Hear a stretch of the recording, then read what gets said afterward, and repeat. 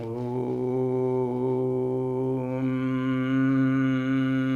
शांति। ओम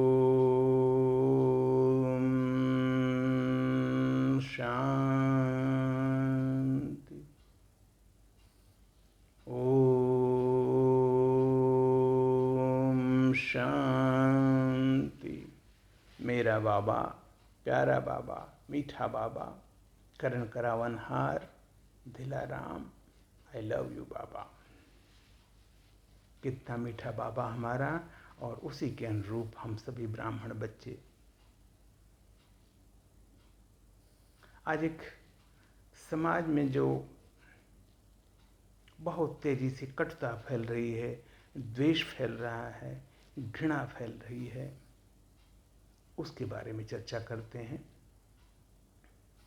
और फिर अपना आकलन करते हैं। क्या इसमें हम तो जुड़े हुए नहीं हैं? स्वयं चेक करना है। और अगर किसी न किसी डायरेक्ट या इनडायरेक्ट रूप से अगर उसमें हम जुड़े हुए हैं, अगर हमारा उसमें कोई भी संबंध है, उससे अभी किनारा कर लें।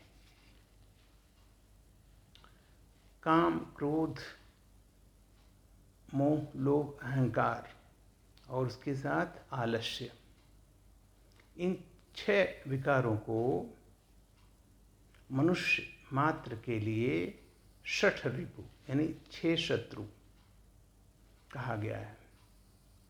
5 विकार का वर्णन गीता में भी है, काम, क्रोध, मोह, लोभ, अहंकार, और छठा भी आ लग गया आलस्य। ये मनुष्य मात्र के लिए षठ रिपु यानी 6 शत्रु हैं। मगर घृणा और द्वेष, कटुता, ये इन विकारों से कम घातक नहीं है। इसके बारे में मनुष्य आमतौर पर समझ नहीं पाता कि वो घृणा कर रहा है, द्वेष कर रहा है, कटुता फैला रहा है। लेकिन ये जो 6 रिपु बोलते हैं, उनसे किसी हिसाब से कम नहीं है घृणा, द्वेष या कटुता। इसलिए ये जो घृणा, द्वेष और कटुता है, ये महाबलु शत्रु पर पूर्ण विजय पाने का भरसक प्रयत्न करना चाहिए। प्रश्न उठता है कैसे? ये तो समाज में चारों ओर फैला हुआ है। अब कुछ इसका विवेचन करते हैं। घृणा की उत्पत्ति का कारण है किसी के हमारे साथ अनुचित, अभिमानी व्यवहार। वह व्यक्ति अपने पद, प्रतिष्ठा या धन से धनी होकर दूसरे के प्रति दुर्व्यवहार करता है, जो भी उस तरह का व्यक्ति है। क्योंकि संस्कारों से निर्धन होता हो, धन से तो धनी है, पद से भी धनी है, प्रतिष्ठा में भी धनी है, लेकिन वो झूठे वैल्यूज़ हैं, संस्कार में वो जीरो होता है। इसलिए दूसरे के प्रति द्वेष, घृणा का भाव रखता है। इसलिए अंत में वह स्वयं घृणा का पात्र बन जाता है, क्योंकि जैसा करोगे वैसा ही पाओगे। ये बिल्कुल विधि का विधान है। और बद्दुआओं पाकर अशांत, अंतर अंतर अंतुष्ट रहता है, यहाँ तक कि वो अपने परिवार से भी एक दिन घृणा का पात्र बन जाता है, बिल्कुल अकेला पड़ जाता है। ध्यान दीजिएगा। दूसरा कारण है हमारे हित को, हमारा जो पर्सनल हित है, किसी का भी पर्सनल जो हित है, उसको कोई दूसरा बेवजह हानि पहुंचाता है। कोई हमें ईर्ष्या, द्वेष के कारण हमें दूसरों की नज़रों में गिराना चाहता है, जो आमतौर पे समाज में बहुत तेज़ी से बढ़ रहा है। मैं दुखी हूँ कोई बात नहीं, लेकिन वो दूसरा सुखी क्यों है, ये जो धारणा, उसके पीछे जो संकुचित विचारधारा बहुत ही गलत है। इसीलिए समाज बिखरता जा रहा है। हमारा अहित करता है, हमें आर्थिक, सामाजिक नुकसान पहुंचाता है, तब वह व्यक्ति स्वयं घृणा का पात्र बनता है।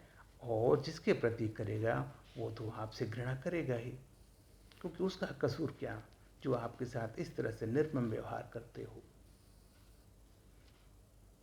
स्वयं वह व्यक्ति वो दूसरे का हित नहीं करता। अभिमान, अहंकार और अपने जो है इच्छट शत्रु या फिर मैंने जो बताया घृणा, दोष कर्ता के भाव से वो स्वयं अपने लिए खड्डे खोदता है, अपना अहित करता है और उसमें जरूर गिरेगा वो। इसलिए ऐसा कदापि न करें।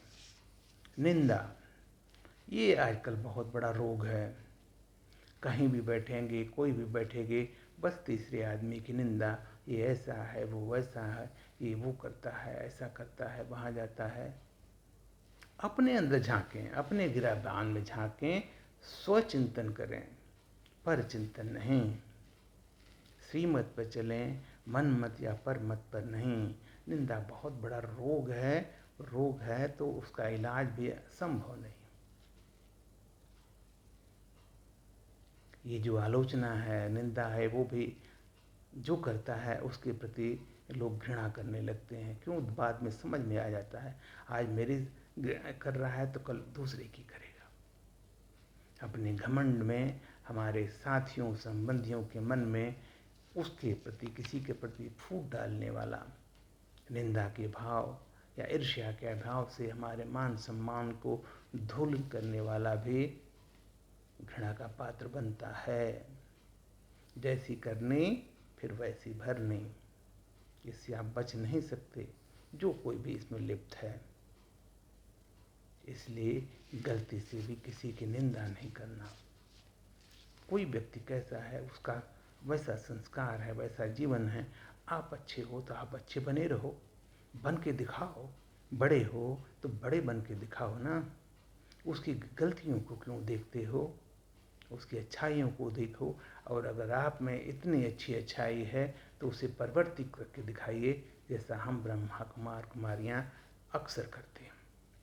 जो कर रहा है उसका जीवन है, उसके संस्कार हैं। हम अपने संस्कार के धनी हैं। हम अपने संस्कारों के जो धनी हैं या जो हमारी अच्छाइयाँ हैं, उससे सबकी बुराइयों को जीतेंगे। ये हमारा लक्ष्य है और हम करते आए हैं, करते रहेंगे। आपको भी करना है।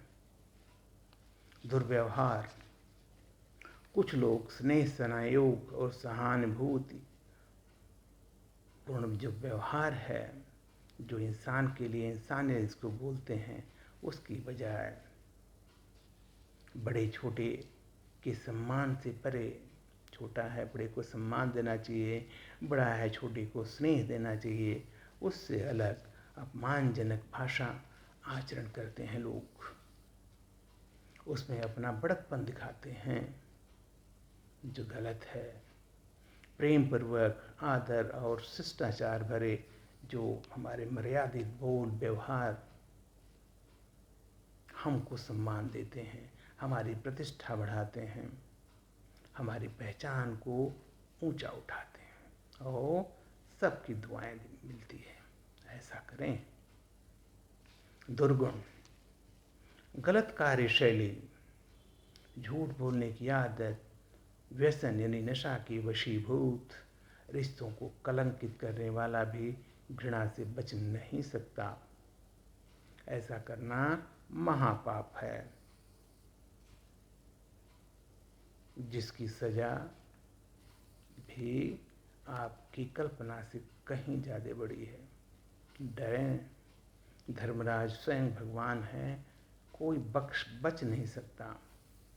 इसलिए अगर ऐसी बात है तो अभी से उस मार्ग को छोड़ दें। सत्कर्म, प्रेम का परमात्मा ने जो दिखाया भी रास्ते पर चलें, सबको प्यार करें, अपना मदद करें, सबके कल्याण वाले कार्य में लिप्त रहें। अब इसके देखिए, ये सब हम करते हैं, जो हमारे साथ ऐसे कार्य करते हैं, ऐसे भाव रखते हैं, वो लोग जो है जो सफ़र करते हैं वो उससे घृणा करते हैं। अब ये कितना सही है? क्या ये घृणा जिसके साथ दुर्व्यवहार हो रहा है, जो उस दुर्व्यवहार करने वाले व्यक्ति से घृणा करता है, क्या उचित है? बिल्कुल भी नहीं। जैसा मैंने ऊपर बताया है, हम बड़े हैं, श्रेष्ठ हैं, तो वो जैसा कर रहा है करने दीजिए। हम घृणा करके उसी जैसा क्यों बन रहे हैं? हम भी तो पाप करने लग रहे हैं। नहीं करना। घृणा किसी से भी किसी भी हालत में, चाहे कोई कैसा मेरे साथ व्यवहार करता हो, कुछ भी करता हो, उससे घृणा नहीं करना। क्योंकि दूसरे की बुराई के कारण व्यक्ति से घृणा करना माना स्वयं बुराई से भरना। वो दुर्व्यवहार कर रहा है, आप घृणा कर रहे हो, द्वेष कर रहे हो, तो ये भी तो बिल्कुल हर दृष्टिकोण से गलत है। नहीं करना। हम अच्छे हैं, बड़े हैं, श्रेष्ठ हैं, समझदार हैं, वो नादान है, करने दो। कब तक करेगा ये भाव? हम अच्छे हैं, समझदार हैं, स्नेही हैं, तो उसी के अनुरूप सबसे व्यवहार करें, चाहे दूसरा कुछ भी करे। अगर वह बुरा है तो आप बुरा मत बनिए, आप अच्छे हैं। हमेशा सोचिए मैं अच्छा हूँ। अपनी अच्छाई से उसकी बुराई को समाप्त कीजिए। हम भी करते हैं। आप भी अगर ये बना लोगे दृढ़ संकल्प, आप भी अपनी अच्छाई से दूसरे को जीत सकते हो, उसकी बुराई को समाप्त कर सकते हो। ये श्रीमत है, परमात्मा का है। परमात्मा बोलता है आप 1 कदम चलो, मैं 4 कदम आपको मदद करूँगा। सत्य वचन है। वह दृढ़ संकल्प, शुभ कामना और थोड़ा धैर्य हमें ज़रूर सफलता दिलाती है। अच्छाई की जीत अवश्य होती है, समय लगता है, धैर्य चाहिए, इसका भरोसा रखें और अपनी अच्छाई को प्रभावित ना होने दें किसी भी परिस्थिति में। ऐसा करने से आप अपने विरोधियों से भी सम्मान, शुभकामनाएं, दुआएं पाने लगेंगे। आपको सदैव सर उठाकर जीने में सहायक होगा। लोग आप पर गर्व करेंगे, याद रखेंगे, आपका जीवन अमर हो जाएगा। इसलिए पहली बात है, जो हमने ये जो बातें बताई हैं समाज में द्वेषकटुता का, उसमें कभी भी शामिल नहीं होना है। वैसा कार्य कभी भूल कर भी नहीं करना है। और दूसरा, अगर कोई हमारे प्रति ऐसे भाव रखता है तो उससे द्वेष घृणा नहीं करना है। अपनी अच्छाई से, अपने प्रेम से, अपने अच्छे संस्कारों से, अच्छाइयों से उसको परिवर्तित करना है। ओम शांति। ओम शांति।